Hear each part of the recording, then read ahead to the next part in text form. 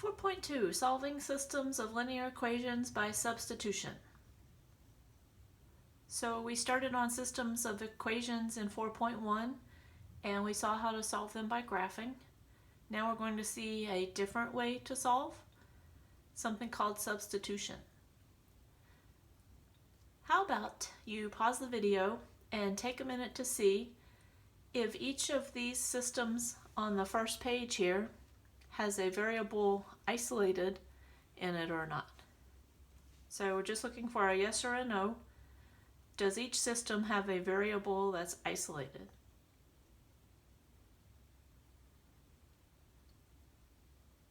For number 1, the answer would be yes,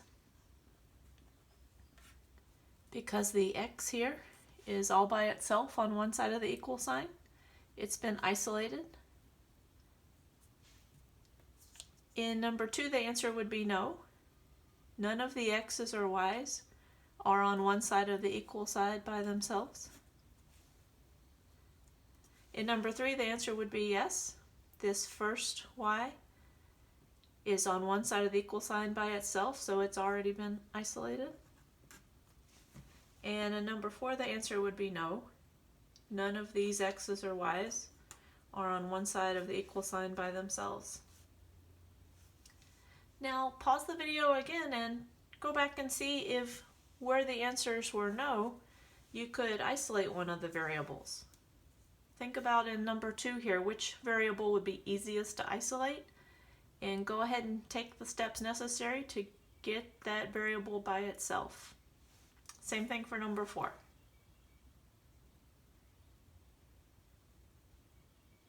The trick to picking a variable to isolate is looking for an invisible one. Notice the coefficients on these x's and y's. There's a 4, a -2, an invisible 1, and a 5. The invisible one is definitely the easiest one to isolate. So think about what it would take to get that x on one side of the equal sign by itself. In order to get x by itself, we would need to get rid of the 5y and move it to the other side. The way to get rid of it is to subtract 5y from both sides. So drop down the x, drop down the equal sign, and on the right side then you have 7 minus 5y. So now one of the variables is isolated. In number 4, again, let's start by seeing where there's an invisible 1. And if there is an invisible 1, that's definitely the easiest variable to isolate. Looks like we actually have quite a few choices. There's an invisible 1 with this x, or this y, or that x. So any of those 3 would be great. A lot of times students tell me they like to choose this bottom one. Think about getting the x by itself. And the reason they give for that is moving the 4y to the other side would involve adding 4y to both sides. So that helps get rid of a negative and maybe make the equation a little bit simpler. So we'll drop down the x, drop down the equal sign, and then we have a -3 being added to a 4y.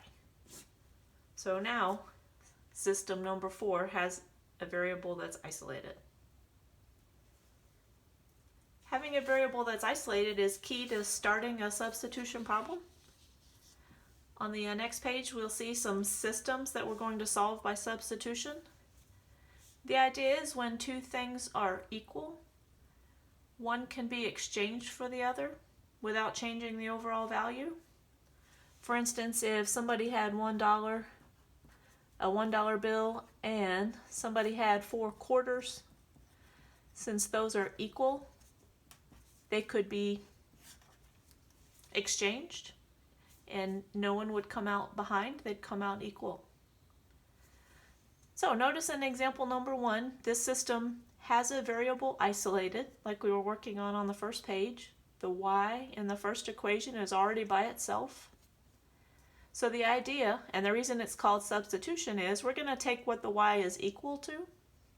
We're going to take that 2x minus 4, and we're going to substitute it in place of the y in the other equation.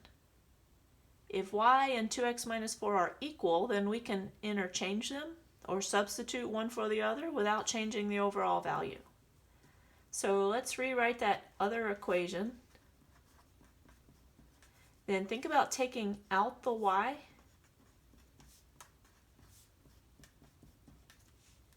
and in place of the y, putting the 2x minus 4.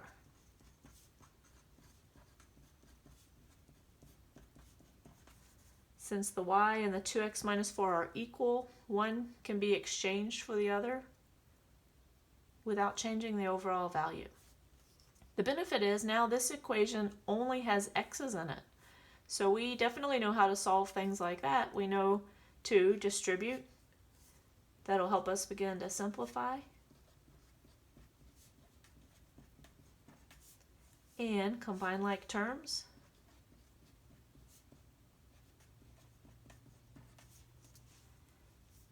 Then continue with our solving to get the x all by itself. I need to move that 20 over by subtracting it. And I need to divide by that -8. So it turns out that x equals 1. In our solution, there's going to be an x value and a y value.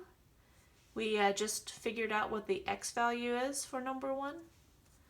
Since it's x, we're going to put it in the first spot. And after a little bit more work, we'll have the y number and we'll fill that in as well. So now that we know one of the numbers, finding the other one is a lot simpler. Let's just go back to that equation where the y was by itself and think about what it says. It says the y value is 2 times the x value minus 4. Well, now that we know the x value is 1, let's find out what 2 times 1 minus 4 makes. And we know that has to be our y value. So we're going to plug the number in for the variable, put a 1 in place of the x, and then simplify. Think about PEMDAS, where we multiply before we subtract. And it turns out in this case, y equals 2. Sorry, -2. So now we have the solution. We know x is 1 and y is -2. It'd be very easy to check that if we wanted by plugging them back in to both of the original equations. A 1 here should make a result of -2, or a 1 here and a -2 there should make a result of 12. Notice in the second system, none of the variables have been isolated yet. So that's going to be our first step. We need to isolate one of those variables. And like we saw on the first page, the trick to making this as easy as possible is picking the variable that has the invisible one with it. So let's think about what it would take to get that x by itself. Since it has 3y added on to it, let's subtract 3y from both sides. And it looks like then x will equal 5 minus 3y. That helps us know what we're going to substitute. That means since x is equal to 5 minus 3y, we could interchange the 5 minus 3y and the x in the other equation. In other words, let's put 5 minus 3y in place of the x in the other equation. So I'm going to write down that other equation. Think about taking out the x.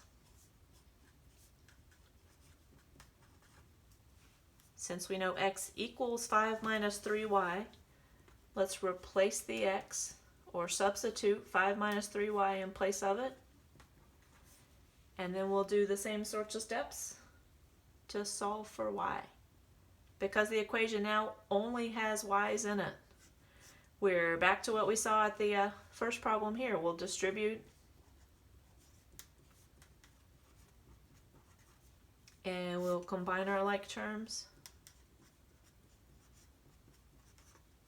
Then start to move everything to the other side to get the y by itself. In this case, that means subtract the 15 from both sides and divide by -4 on both sides.